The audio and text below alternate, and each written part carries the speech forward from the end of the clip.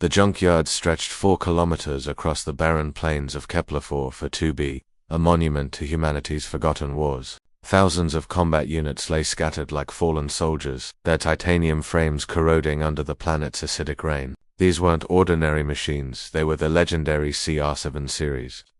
Combat robots that had once turned the tide in the Centauri conflicts. Now they were nothing but scrap metal, abandoned when the war corporations found cheaper alternatives. Corey wiped the grease from his hands as he surveyed the wasteland from his makeshift workshop. He was the only human mechanic foolish enough to set up shop on this forsaken rock, but that's exactly why he came. Where others saw garbage, he saw potential. Another one bites the dust, he muttered, dragging a CR7 unit into his workshop. Its optical sensors were dark, its power core depleted years ago. The corporate aid tag read Unit 4721.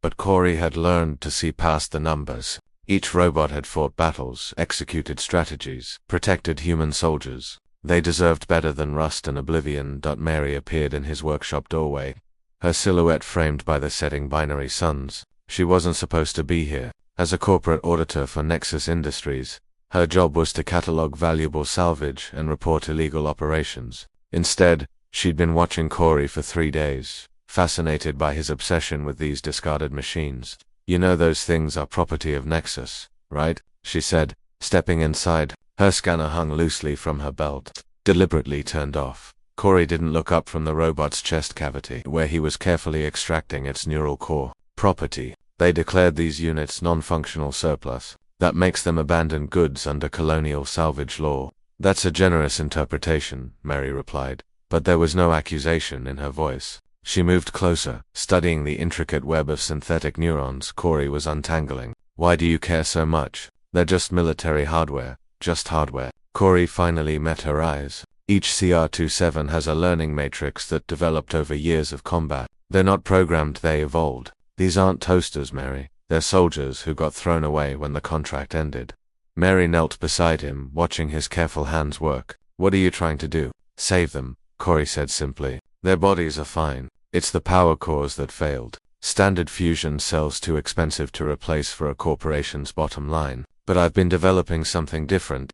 He led her to the back of his workshop, where a glowing cylinder hummed with barely contained energy. Biosynthetic power core, partially organic, self-regenerating. I've been testing it for months. It's cheaper, more efficient, and theoretically eternal. Mary's eyes widened. That's revolutionary tech. You could sell the patent for millions. I could, Corey acknowledged, returning to Unit 4721. But then only the rich could afford it. These soldiers deserve it more. Over the next weeks, Mary found herself returning to the workshop, official duties forgotten. She watched Corey breathe life back into the forgotten army, one unit at a time. The first successful reactivation was Unit 4721, who Corey had named Prime. When Prime's optical sensors flickered to life, blazing blue in the dim workshop, Mary gasped. The robot sat up slowly, processing its surroundings with an intelligence that seemed almost frightening. Status report. Prime's voice was deep, resonant. Unit 4721 CR7 series, last combat deployment, Siege of Arcturus Station, 2487, power core ... upgraded. Mechanic Corey Hayes, recognized as commanding officer. I'm not your commanding officer, Corey said gently. The war's over. Prime, you're free. The robot's head tilted in a distinctly human gesture of confusion. Free, define parameters. No more orders, no more battles. You choose your own purpose now. For a long moment, Prime was silent, processing this impossible concept. Then, choice detected. Purpose selected. Assist Mechanic Hayes in liberation of remaining units. Mary laughed, surprised by the emotion welling in her chest. He's loyal to you. Not to me, Corey corrected. To the idea of Freedom Watch.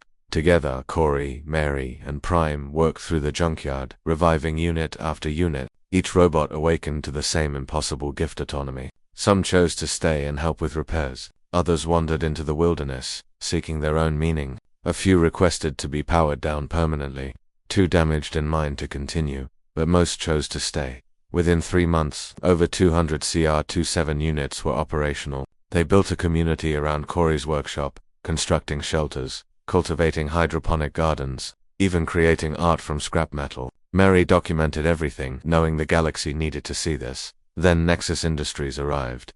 3 corporate shuttles descended on the settlement, armed security forces flanking executives in environmental suits. The lead executive, a man named Voss, sneered at the sight of active robots.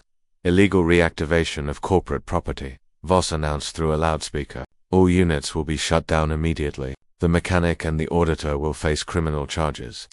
Prime stepped forward, 200 CR7 units forming ranks behind him. Negative. We are no longer property. We are citizens of this colony, operating under salvage rights and self-determination protocols. Voss laughed. Robots don't have rights. Shut them down. Actually, Mary stepped forward, her voice steady. They do. I've filed the paperwork. Under Colonial Independence Act 7B, any sentient entity with demonstrated self-awareness and autonomy on an unclaimed world can petition for recognition. The CR7 units meet all criteria. She held up her datapad displaying official seals. I am still a corporate auditor, Mr. Voss, but I'm also now the legal advocate for the free mechanicals of Kepler-4 for 2B.